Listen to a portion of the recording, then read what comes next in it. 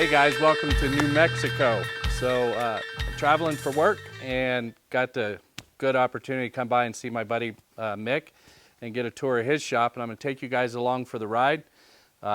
Just a beautiful background here. What a beautiful place for a shop. So let's go inside and take a look at Mick's shop. Okay, well, welcome to my shop. I'm Mick Simon, and just going to give you a quick shop tour this morning. Not a huge shop. It's about 23 by 23, but starting at the entrance, this is the most important corner of the shop because this is where I make coffee. And I've got to have my coffee in the morning. I usually get up about 4 o'clock in the morning and come out here, and it's a nice quiet place for me to just pour myself a cup of coffee. I keep all of my finishes and everything up here, out of the way, supply items. Got a little refrigerator down here. And okay, so the next stop on the tour is my assembly table, which is just an old kitchen table that a friend of mine gave me, but it works great. It's nice and flat. It's easy to scrape paints and glues and finishes off of, and it's large enough for most of the furniture type items that I do. Then we move over to the hand tool section and workbench that I made after we moved here about 5 years ago. Really do like this style of bench. I look at Roubaud's and I've played with them. I guess I'm an old school. I still prefer this type of a slab type top with a true end vise and a front vise on it. But it could be just that's what I've been working on for my entire life, so that's what I like. I use this bench probably about 25% of the time that I'm doing bench work. About 70% of the time I use this little bench right here, which is a takeoff on a multifunction table MFT Festool type bench that I built 10 years or so ago. Timothy Wilmot designed this as a portable fold-up work table. And on the other end that you'll see in a few minutes, there are drawers for Festool sustainers, and the whole thing was designed around Festool system with stops, clamps, side stops, and it's just a really, really handy bench to use. And like I said, I'll probably use it 70% of the time versus maybe 25% on this one and the rest of it on other areas of the shop. Okay, and then we move around to this corner. Got a whiteboard up here. A lot of people tease me about being anal because I do keep my shop clean and I am a fairly organized person, but I do everything on a whiteboard because I've gotten to the point where if I don't, I've got enough going on that I'll forget this or I'll omit a step.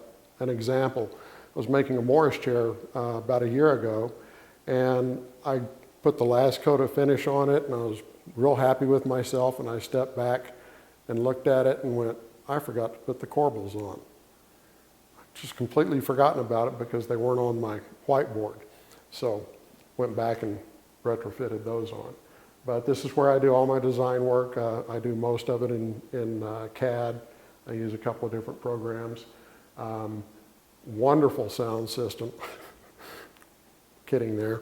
That's going to be upgraded pretty quickly. But then back over here to the MFT, and got a Festool shop vac that I use. I hang the hose right up here and do a lot of my sanding work and domino work and everything else on this because it's set up perfectly for it. So, all right, so moving around, I've got a couple of rigid oscillating sanders. I had one originally, but the belt unit on it started developing some vibration. I'd had it for about 8 or 9 years, and for $200, I thought, well, I'll just replace it. And then I thought, well, if I replace it, why not just set both of them up because it doesn't affect the spindle on this one. So I wound up with 2 of them, and it works out great. That way I can leave this one hooked up to a shop vac over here and use the shop vac for the Festool for this one. And I've got good storage underneath, got drill press right here, and my outfeed table. So one of the reasons that I built this outfeed table, or the main reason I built it the way I did, was because before we moved out here, in my career, I sold CNC routers and had access to them, unlimited access to them, as much as I wanted to do whatever I wanted to do for demos and stuff. So when I made this MFT table, I knew that at some point I would be moving out here and wouldn't have access to the CNC router, so I cut a couple of extra tops so that when that one wore out, I could just replace the tops as needed and still have a good usable work surface.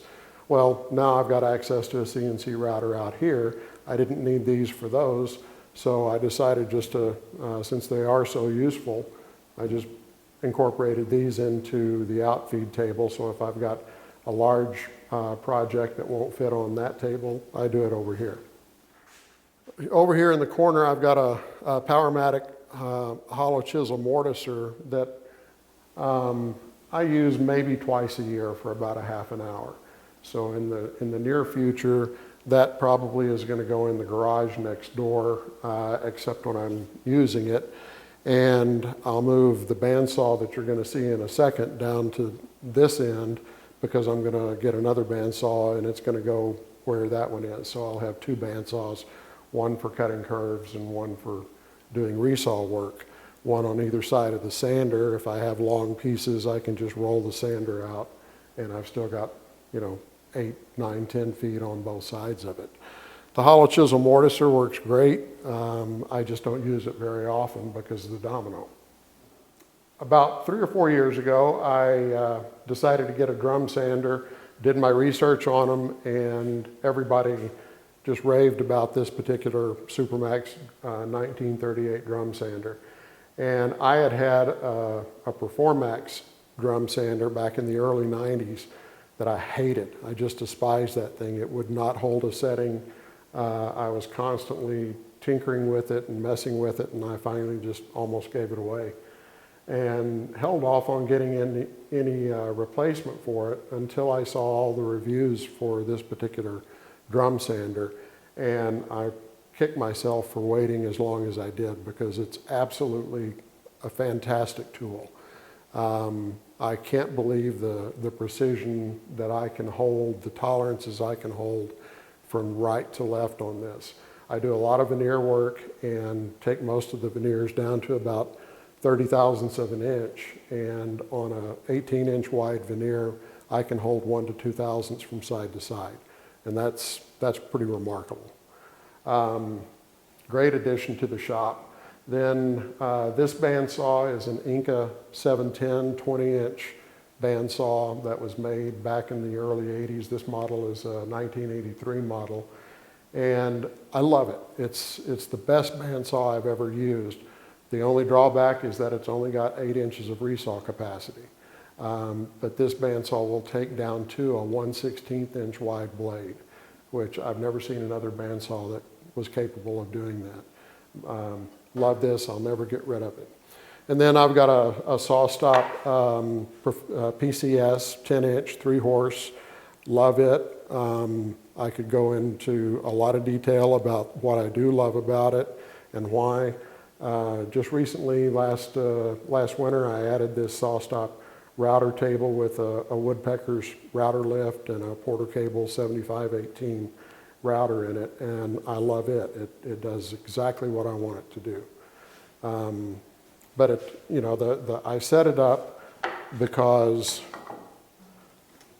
when I bring the thing all the way out to full width on my saw, which is 36 inches, I have clearance all the way down. I have support without having to add an additional extension wing on here, which would take up space and be in my way. SawStop does sell a steel or a cast iron insert for doing exactly that, but then the router table would be out here, and I value the floor space more than having an additional table because I don't need anything except this support right here. It's fully supported for the full width of the saw. In this corner, just working our way around, is where I keep my clamp rack. This particular clamp rack is on wheels or casters. I can move it around if I want to, but this is a repurposed whiteboard rack that a friend of mine or one of my customers gave me because he bought it in a government auction for $25. And so it came with about 5 or 6 whiteboards, including that one right over there. And it makes a perfect clamp rack. I don't have to take up wall space to do it. It works real well for me. I also keep a lot of my jigs and fixtures over here. I've got a mortising fixture that I made. This is Daryl Peart's drawer glue up fixture. Sleds, I've got dovetail fixtures for the table saw. I've got a universal fence that was featured in Fine Woodworking a few years ago over here, and all the associated L fences and that sort of thing. My fixture for tenon or for coping on the router table is over here. Just a nice corner. Now, the overhead piping that's running to all the machines comes through the wall right up here. So to save space, I located it in the garage that's adjacent, and it comes out right through here. So we can go in here in just a second and you can get an idea of that. But that's a real space saver for me. But this is the area where I primarily use the stuff that I don't use often, but occasionally I need it, so that sort of stuff stays over here. So how do you like the mini split, Mick?